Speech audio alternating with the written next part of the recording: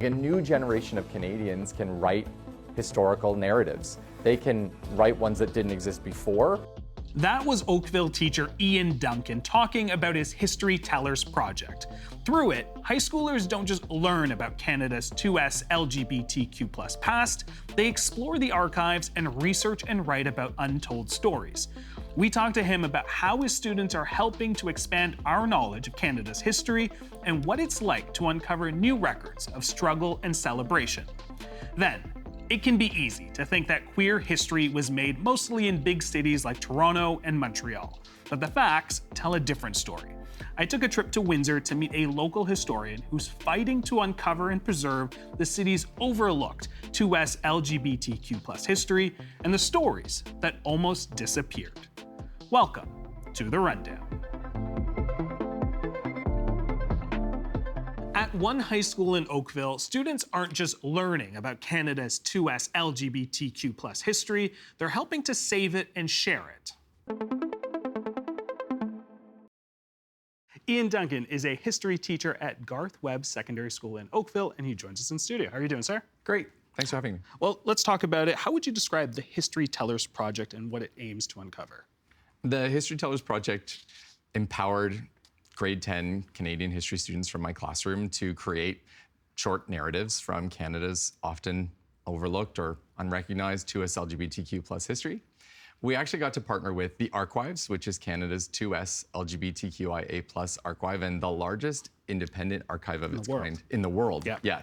And they provided us with really incredible archival photographs to inspire our own research and these amazing short stories.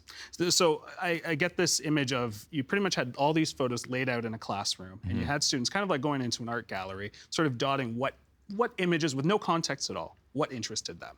And I'm curious, what were the themes? Because there were some broad themes in terms of what these photos covered. Oh, in the end, it was the students who got to define and sort of create the themes for what would become our digital and physical exhibit. There was a lot of real interest and joy. You know, students don't just want to learn about the realities of discrimination, oppression, and trauma in history, which we did confront, and that's one of the themes, sure. But it's also really great to have seen the students connect with the happiness and the joy and the celebration and the culture and the community. Like, those are the big overarching things that I think came together when they started to really look at not just the photographs, but the actual history behind the photographs. Every story that they uncovered was really rooted in, wow, this is actually great. It's positive to learn our history.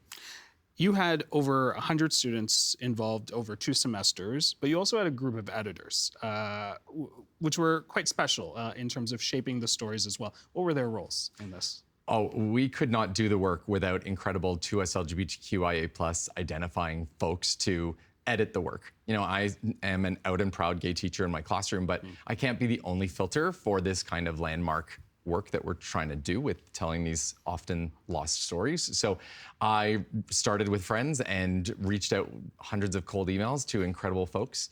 Editors were very enthusiastic. I always say our community supports one another whenever and however we can. So we got to work with Senator Marnie McBean and Senator Rene Cormier. We got to work with Kathleen Wynne, former Premier of Ontario, and we also got to work with artists and curators and music teachers. We got to work with doctors and lawyers and people in communications and business, writers, Paul Kocha and Melanie Florence, among so many other amazing, inspiring folks, so that the students would see that this community is found in all pathways and that we're achieving and succeeding in all pathways. I think that's sort of like really important to them understanding the world that they're about to join.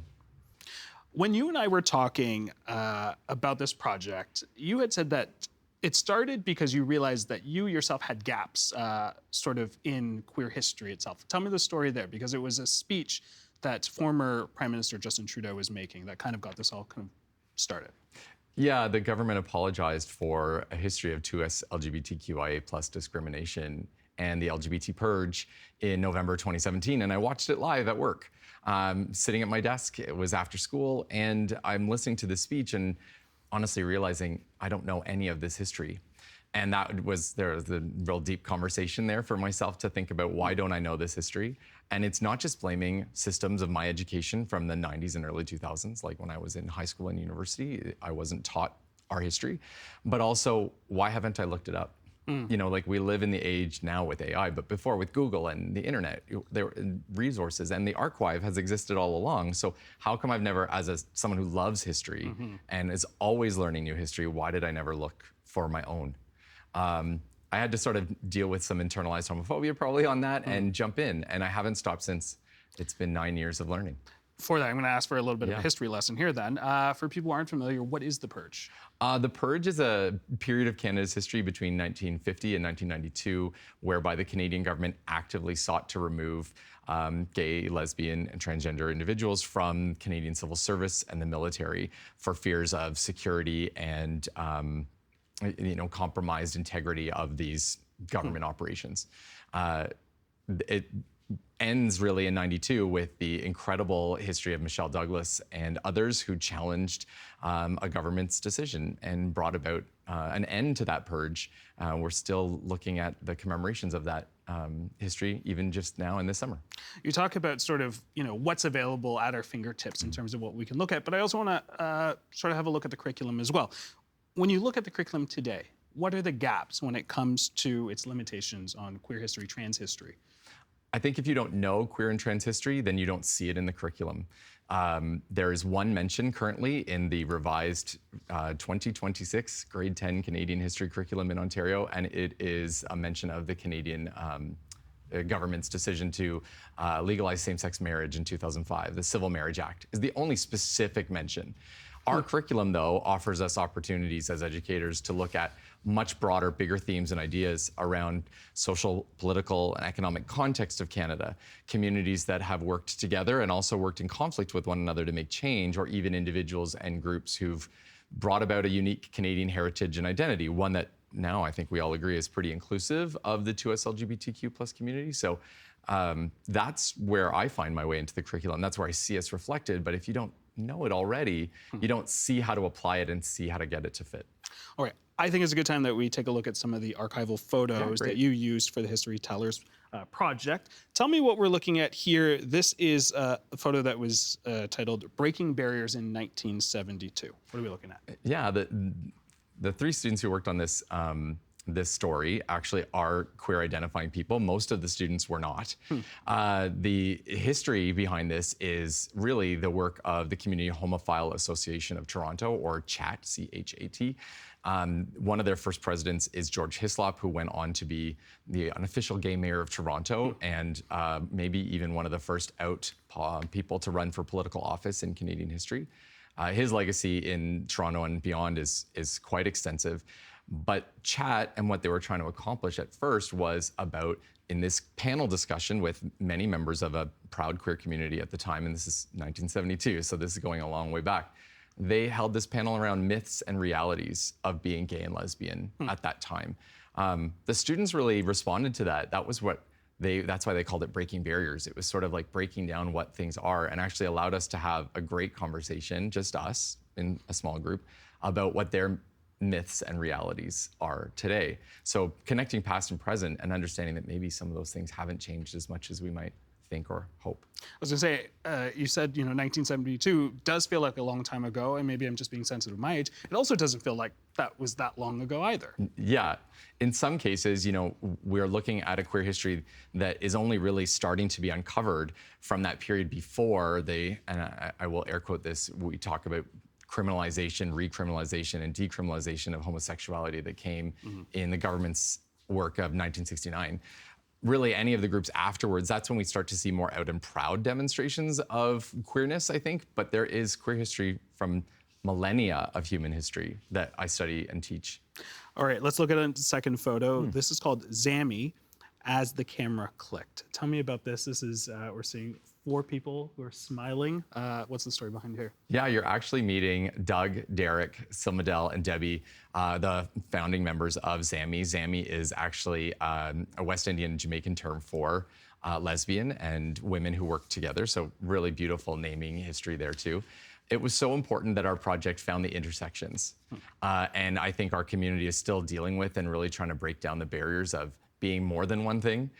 Much of the work of queer liberators of our past really focused on just that. And I think today we're really being pushed to look for more. And that's what the students felt as well. In learning the history of Zami, they learned about its founding at 101 Dewson Street as part of the Dewson Street Collective and Project, and the importance of finding safe spaces for all of us, not just for some of us in our history. Now, they got to partner with the incredible Dr. Andrew B. Campbell at the Ontario Institute for Studies in Education at the University of Toronto. And Dr. Campbell was very generous and met with the students online to review the photograph, and even got to see the exhibit last fall in person and was absolutely struck by the power of seeing this picture and its story in context with the exhibit. He just kept saying, I know these people. Awesome. That's his world, so. All right, the third photo here, fighting for LGBTQ plus immigration rights, particularly around the conversation around immigration and sentiments right now. An important story, but we're going back to the Immigration Act in 1952 and sort of amendments made there. Tell us what we're looking at. Yeah, in 1952, the government basically banned the immigration of anybody identifying in the queer community. And that led to eventually groups like this one organizing in BC to make change to those efforts. Those changes finally came in 1978. So this is actually decades of work to try to bring about an end on that ban. It wasn't until 1993 that the government of Canada lifted the ban on LGBTQ identity being a classified justification for refugee status in Canada as well. So when we think about who's coming to Canada now as well, and we look at the longer and larger history of immigration, I always situate that story in there. All right, our final photo here, gay and Asian, Asian and gay.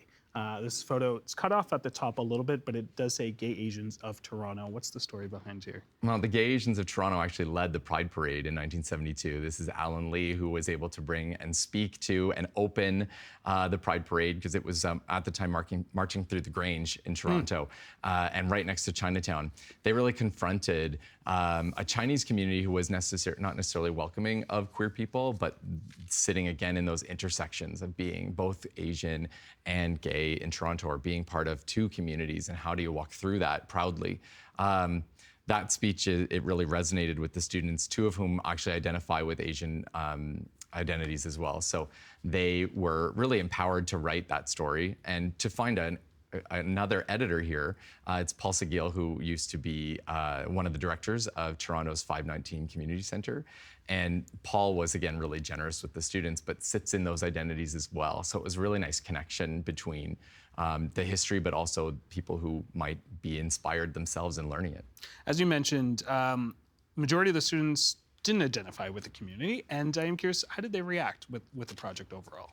I think most of the students are really curious. They genuinely want to know more, especially when they think that something's been hidden from them.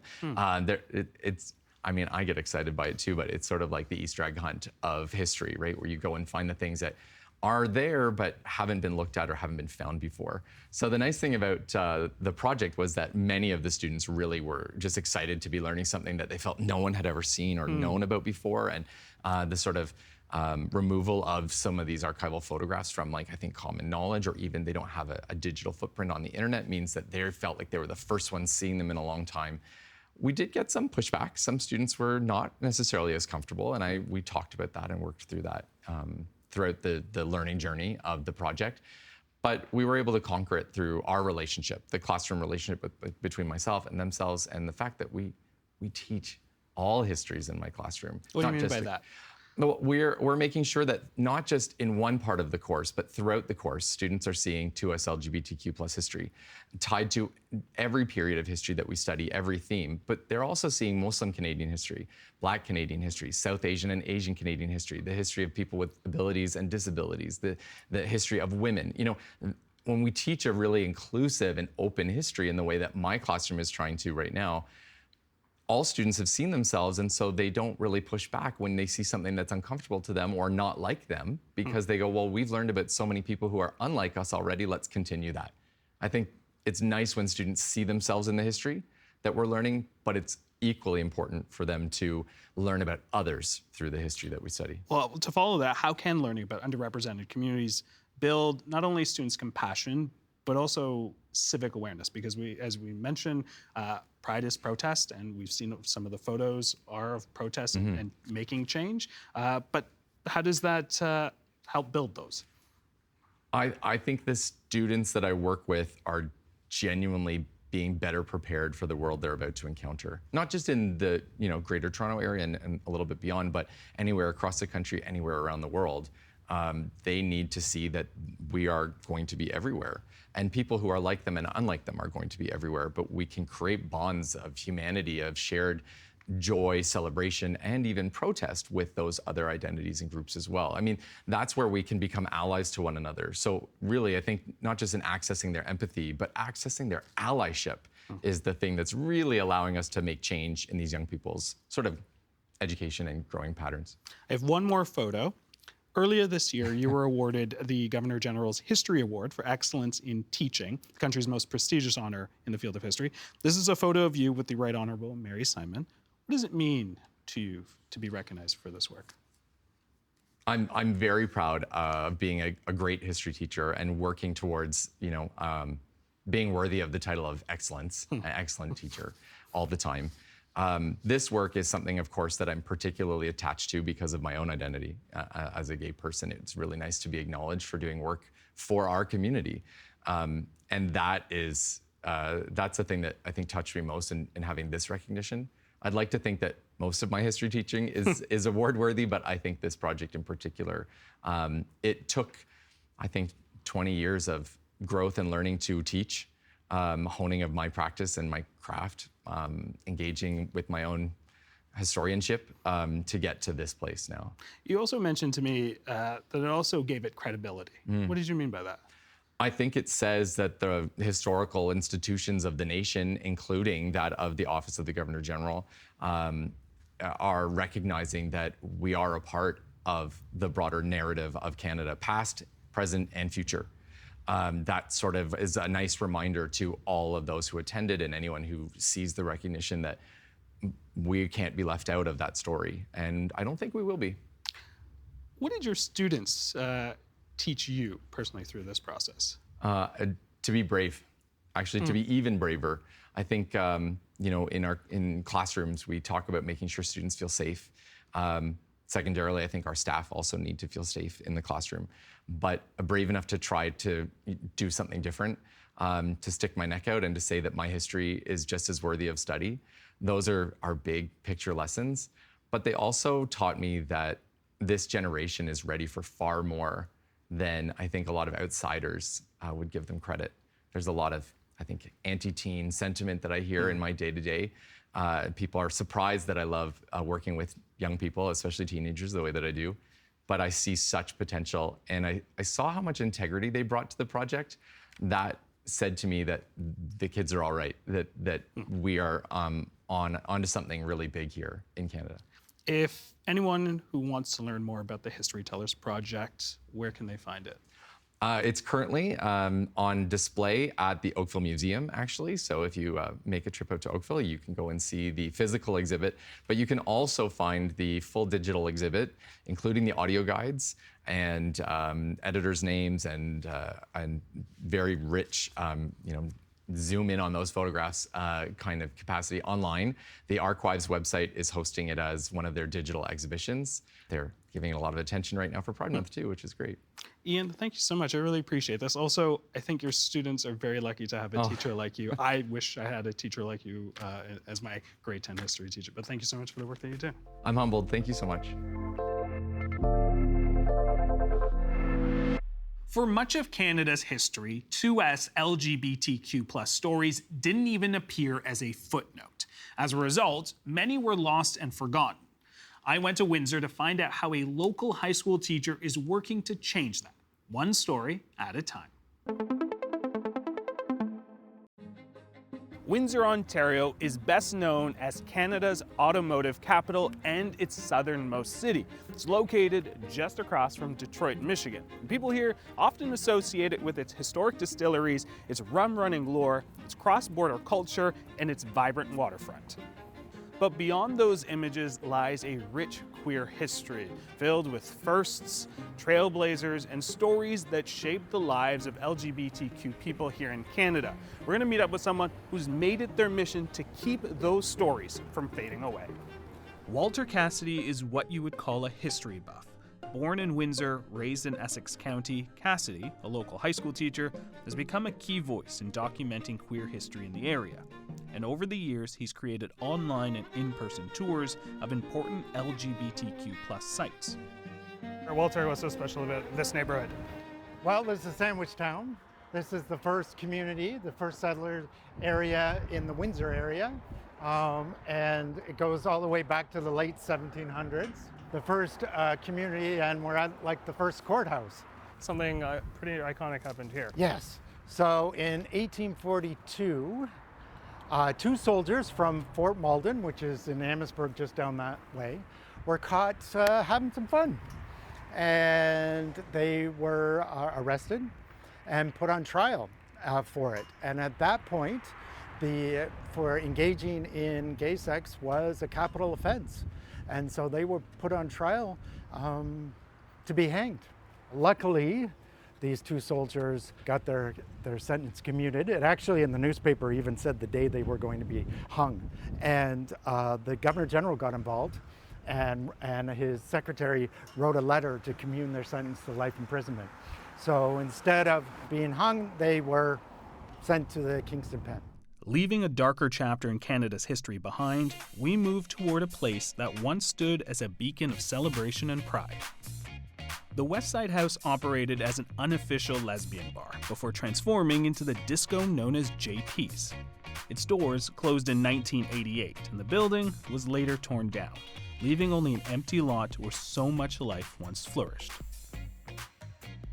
This one is actually one of the most important spaces for the longest time. It was one of the first openly gay spaces, and this was an internationally known gay bar that people went from hundreds and hundreds of miles to come and visit for one reason only. What was that? There's a term called the Windsor Ballet. What does that mean? So the Windsor Ballet, it all started with a bar downtown called Tracy Star, which was a burlesque house, and it actually had a drag queen who was the MC, and they would strip. And they stripped fully naked, and they got arrested, and they took it to court and won. And then Windsor became the first place in Canada that allowed full nudity. Us queers like to use codes, and there was a phrase called the Windsor Ballet, if going to the Windsor Ballet meant to go to the strip clubs. Cassidy hopes whatever's built here will acknowledge the joy this place once held. He believes places like this matter because so many were taught to forget them. The memories people have told me, I've talked to so many people who met the love of their lives here. The first Miss Gay Windsor was done here. Like, there was so much celebration. Our elders don't see those stories as valuable because they were told to hide them. They were told not to be open about it. And so there's so much stuff that is gone. Our next stop takes us to the story of John Damien and his fight for human rights. City Hall's right there, and this space is actually where the first protests happened for gay rights in Windsor's history. I think 20 to 30 people. They had signs, and with City Hall right there, it was just making a statement. And it was part of a national protest in support of John Damien. Who is John Damien? So John Damien was a Windsorite. He actually got trained in Detroit and became a horse jockey and got a pretty good name for himself. He ended up actually doing different jobs, but then his last job, well, he was a steward. And in horse racing, that was one of the evaluators of the race. And there were 3 in Ontario, and he was one of them. And then he got an STD and went to his doctor, which would have been connected to the racing commission. He told his doctor how he got the STD, and his doctor told his boss that he was gay, and he got fired. So his doctor outed him? He outed him, absolutely. According to Cassidy, Damien's boss was concerned that Damien's race evaluations would be biased by his sexual attraction to certain jockeys, and that being gay would leave him vulnerable to blackmail. At the time, sexual orientation wasn't included in the Human Rights Code, and the Canadian Human Rights Act didn't exist. So he took the Ontario government to court. The court case lasted his whole life. Unfortunately, he died in '86, months after sexual orientation was put into the Human Rights Code. And newspapers all over the province said John Damien finally got his wish. Our final stop challenges what we think we know about the history of bathhouses. When Canadians think of bathhouse raids, they might think of Operation Soap on February 5th, 1981. The Toronto Star photographed the aftermath when police carried out a series of large-scale raids on 4 gay bathhouses, arresting hundreds and sparking widespread outrage. But Canada's first happened here in 1964 at a small establishment once known as Etna's Steam Bath. There was this law that was normally used for sex workers called the body house. And if you had any type of sex acts that had money exchange and so on, you could be charged for that. And this is the first example where they used it against gay men. What's really interesting too is, you paid to get in, but there wasn't that concept of sex workers. There was a lot of people who just hung out here. Right? Yes, there was an aspect of sexuality and so on, but for the most part, it was a place to hang out, to be yourself. And later on the years, I understand it was a much older clientele. For a lot of people, when they think of bathhouses, there's sort of a negative connotation. Talk to me a little bit about the need for places like that. Well, and that's the big thing that people don't understand, because, we have these laws that, especially in parks, and where people would meet and get arrested, and they're saying, what they're doing, if they do it in the privacy, no big deal, they're doing it in public. But realize that you still lost your jobs, right? So if you went to a hotel with someone could call the police on you and you can get arrested. If you actually went to your home, if you were in that situation that you owned a home on your own, right, you're lucky in that way. But if you didn't, you couldn't be with someone in a private home environment because you could get kicked out of your house and so on. So these spaces, people knew about it, but it was just hidden. Cassidy wants these hidden histories acknowledged and respected, something that has never happened in this city. The biggest problem for me is there's no actual recognition of this history. In this community, there's not one marker that says we were here. People were put to death, right? Were put on trial for death. That in the AIDS period, people were actually literally dying on the streets because even their bodies couldn't even be put into funeral homes. And all of those examples, the resistance and the resilience made change. And it's really important to know those histories. So to know that pain, but to know how it overcame, to say, okay, the stuff that's happening right now, horrible, bad, nasty. But we've gone through it before, and we actually have good techniques to actually counter it, especially in this country.